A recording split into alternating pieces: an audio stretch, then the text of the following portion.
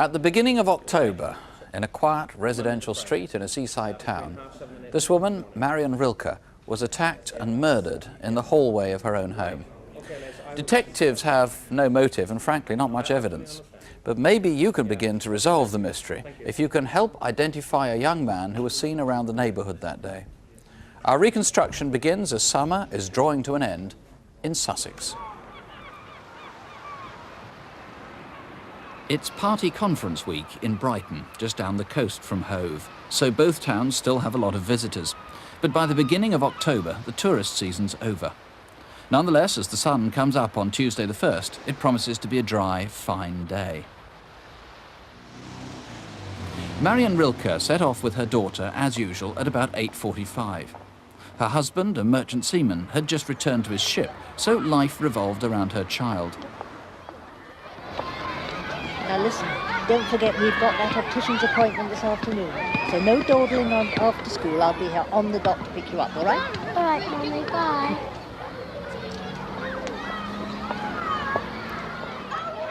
At 9, as every weekday morning, Marion travelled into town, where she worked mornings only, as a secretary. Then, as every Tuesday, she met her sister-in-law for lunch. Oh, I need a cigarette. Right then, what shall we have? It's just like the usual, yeah? The usual. You and your usual. Well, what about a cup of tea or sausage sandwich? At about the same time, close to Marion's house in Hove, several people noticed someone acting in a way they thought suspicious. For a time, he was seen hanging around the bus stop on Portland Road. At 1:45, Marion and Wendy finished lunch. You're not going to be late, are you? 15 minutes later, a man was seen at the top of Marion's Road. The witness wondered if he was simply waiting for someone or was about to rob a bank. 10 minutes after that, a woman who lived 100 yards away from Marion arrived home from work.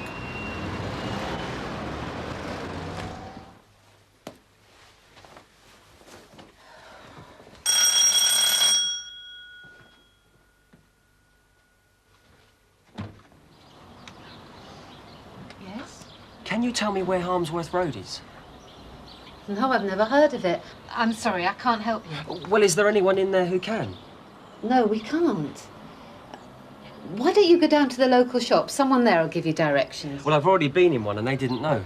There's plenty of shops down there. Why don't you ask someone else? Well, haven't you got a map or something? I mean, could I come in and have a look at it? You must have a map in there.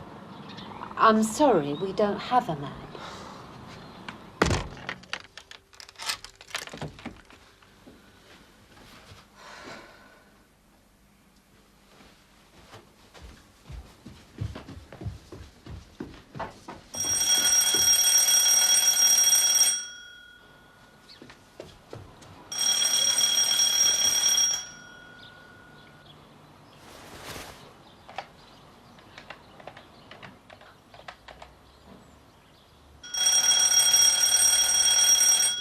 Hello, Ruby.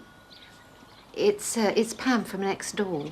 I've got this chap at the door. He keeps ringing the bell. I can't get rid of him. I wondered if Chaz was in. Hey, you. What exactly do you want? I wanted to speak to somebody about Social Security. Well, we don't know anything about that sort of thing, and neither does she, so clear off. And if you want to have a word about that, try along at the Marion Centre. They might be able to help you. Oh, you mean the YMCA? Yes, exactly. That'd be better than bothering her about it. He would be about 23 to 25 years of age and about 5'11" in height. His hair was a bit lanky and a mousy sort of colour, not too dark, shoulder length. He had a casual jacket, which was with a spray coming across each shoulder of white flowers, and he had a T-shirt in white. 15 minutes later, around 2:30, it's thought Marion arrived home.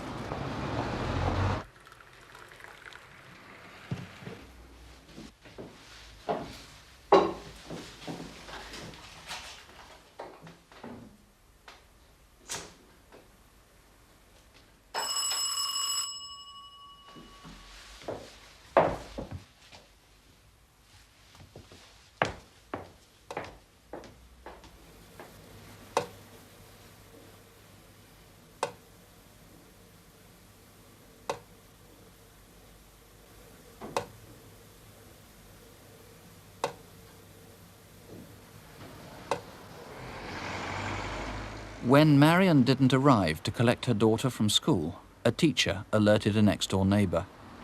Marion's body was discovered in the hallway of her house. Tim O'Connor, how can viewers help? Well, certainly what we're very interested in is the man in the reconstruction. If that man is watching, then he could certainly save us a lot of time in trying to find him, which would obviously be better for him. Please come forward and help us if you're not involved in the murder. If that man is involved in the murder, and if anybody else does recognize him, then please ring us. We must identify that man.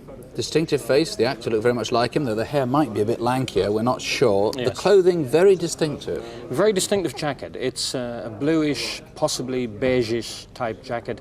It's got very distinctive embroidery on, little alpine flowers. Very, very distinctive. The man had a black leather belt with silver studs. He had black pointed shoes with silver studs on the outside, and he had 2 large rings, metallic type rings, on his finger. Now, one of those rings, or something, left a mark on Marion's body. Yes, there was a bruise that came up on the body, which did occur at the time that she was murdered. Now, it's an unusual shape. It's in a kind of a curved 7. We're anxious, could it be a ring? Could it be the butt end of a knife? If you recognize that bruise, please help us. You're putting up a reward. It's very unusual for the police to put up a reward on a case. Why on this one? Yes, it is. You're right. It is very unusual. It shows the emphasis that we in Sussex are putting on catching this individual. She was a totally innocent lady, a housewife. It was a motiveless crime, and we do need to catch him. And hopefully somebody will come forward. Well, it's a £5,000 reward, but I hope he won't need money to get you to ring in if you can help. Here's the number, 081 811 8181. Several detectives on the case here, of course, or you can call their colleagues at Hove Police Station. That's 0273 778 922. 0273 778 922.